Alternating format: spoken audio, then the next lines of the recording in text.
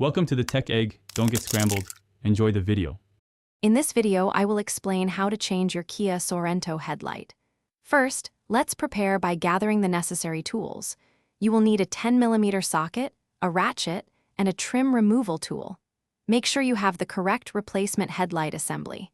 Park your vehicle on a level surface, then disconnect the negative terminal of your battery for safety.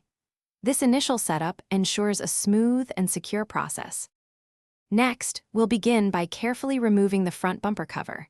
Locate and remove all clips and screws securing the top of the bumper. You'll also find fasteners in the wheel well liners and underneath the bumper that need to be detached. Once all fasteners are out, gently pull the bumper cover away from the vehicle. This step provides crucial access to the headlight assembly. With the bumper cover moved aside, you can now access the headlight assembly.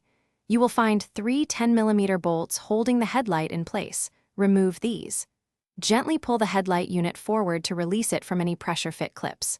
Finally, disconnect the electrical harness from the back of the headlight assembly. This frees the old unit for removal. Now, let's install your new headlight. First, connect the electrical harness to the back of the new headlight assembly. Carefully slide the new headlight unit into its mounting position, ensuring it clicks securely into place. Reinstall the 3 10mm bolts to firmly secure the headlight. Finally, reattach the front bumper cover, reconnect the battery, and test your new lights. Thanks for watching. Consider subscribing if I helped unscramble your problems.